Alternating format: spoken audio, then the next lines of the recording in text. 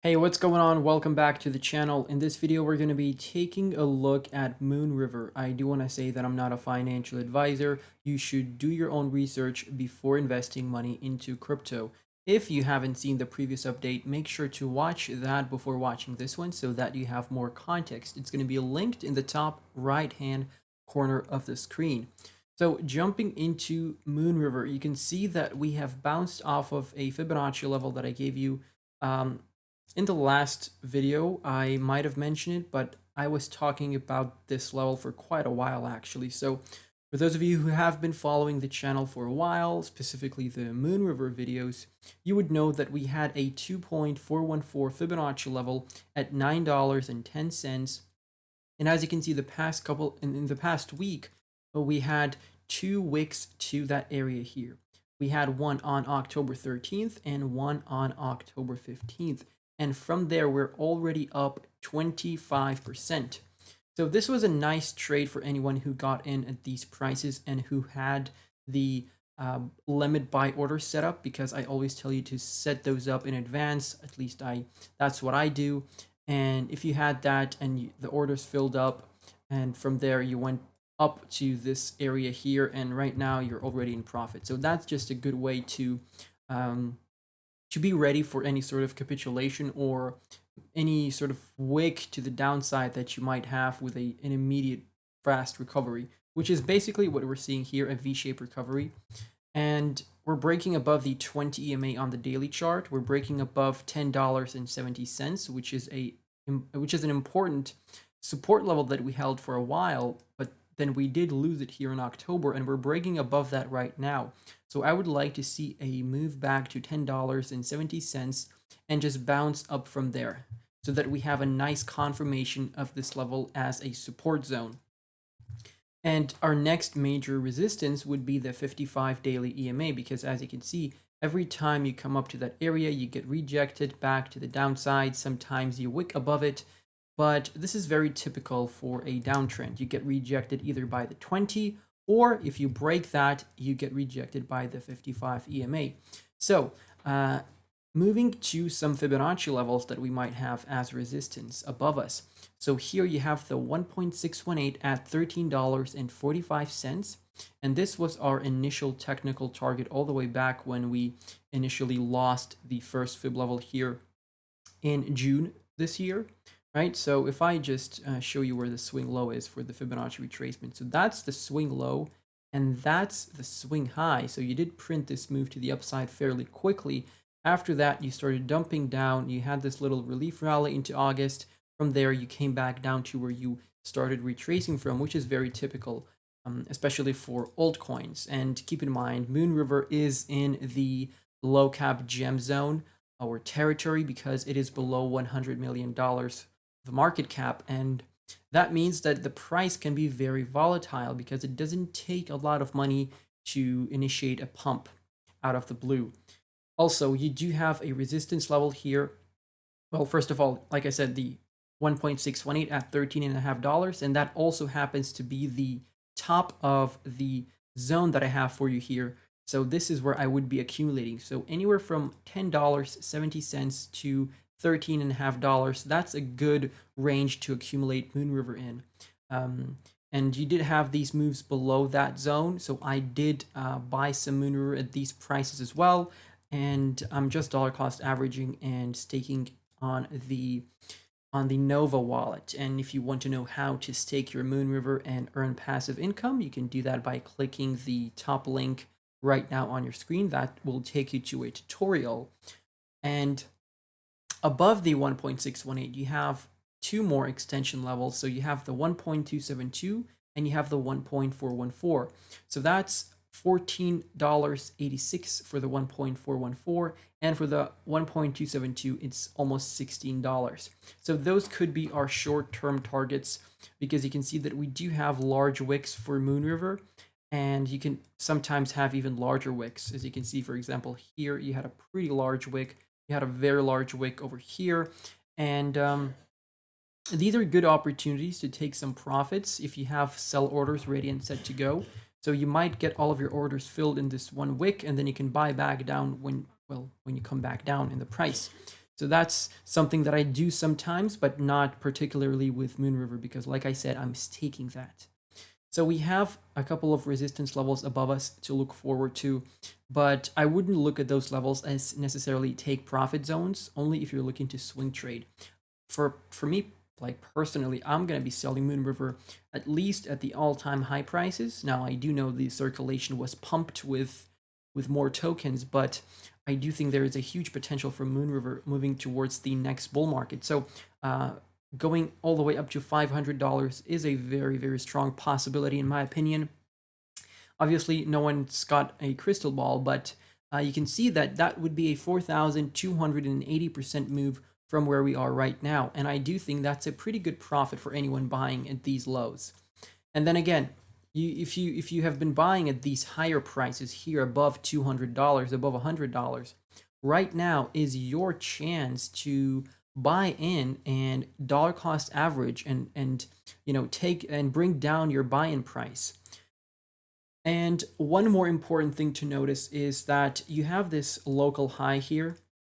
So if you see a pump or a relief rally to the upside and things are looking good in the markets and you don't break this high and you start a pullback, you do something like this, well, that's basically you creating a lower high, another lower high, because you're in a downtrend. You're constantly creating these lower lows and lower highs.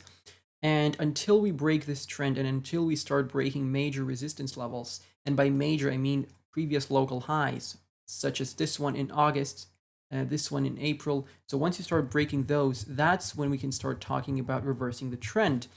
And you also have to pay attention to Bitcoin because whatever Bitcoin does, altcoins will follow 95% of the time.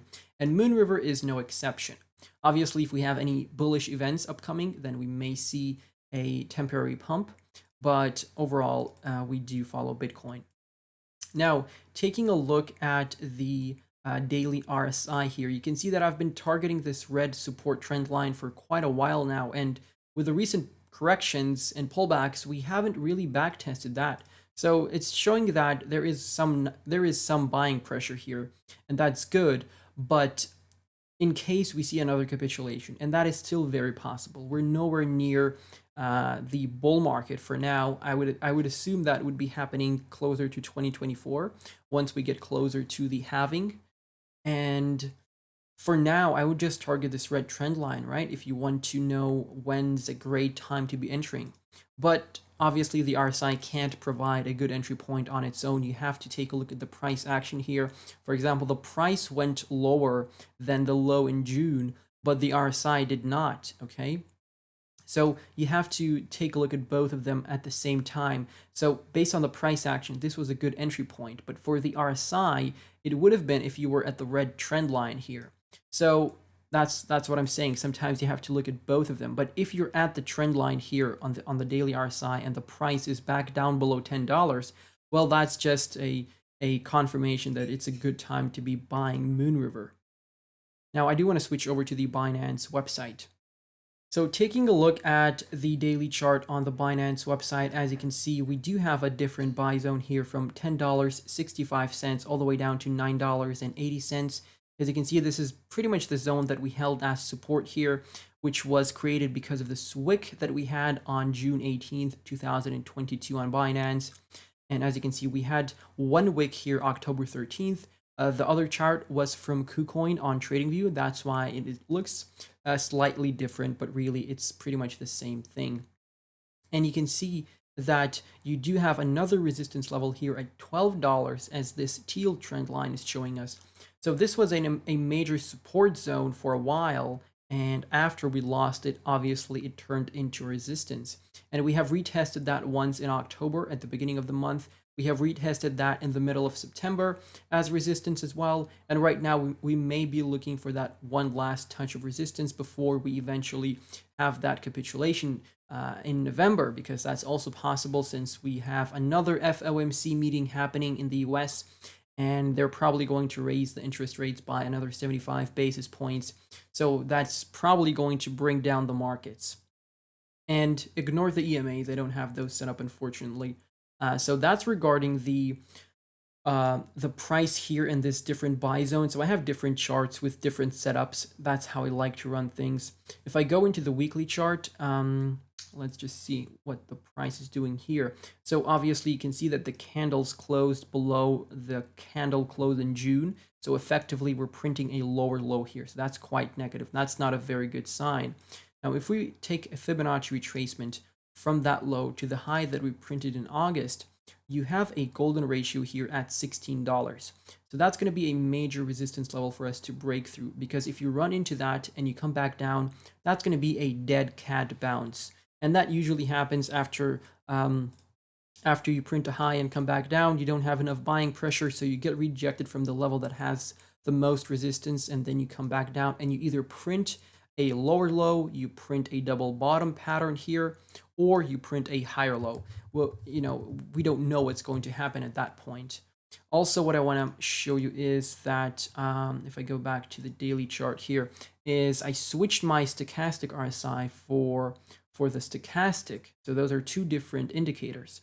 And I switched the settings here, or the inputs. So I have it as 2833. Okay, so this is done so that we can have less false signals. Okay, and if you compare that to the daily stochastic RSI, not the stochastic. So this is the stochastic, but if you compare it to the stochastic RSI, it is a bit different. And this is just a better indicator to use, in my opinion, because it's not correlated with the RSI that much. And yeah, we have the RSI already, so we don't need another one. You also have the MACD here that's printing a bullish cross right now, but you can't really use the MACD once you're in this sort of flat here, because you're really in a flat, you're going sideways. And the MACD isn't the best indicator to use during those times. And after all, the MACD is a confirmation indicator. So I would only use it if I want to confirm a downtrend or an uptrend after it has already started, because this is a lagging indicator, keep in mind. So after something has happened, you'll get the confirmation on the MACD, but it's best used if you're looking at an uptrend or a downtrend. But as you can see, for Moonriver, we are in a flat here, so this is not something that's really tradable with the MACD. So yeah, that's pretty much it. You have a couple of resistance levels. You have your support levels below $10.65, $9.80, $9 on the dot here, $9. As you can see, that's our next major key support level. And if I missed out anything important on the charts, please let me know down below in the comments section. Feel free to follow me on Twitter. Feel free to join me on Patreon. Lots of great exclusive content for you there. And feel free to support Ukraine via donations if that's what you want to do, or that's what you can do. That's very much appreciated, guys. I'm gonna catch you in the next one. Goodbye and good night.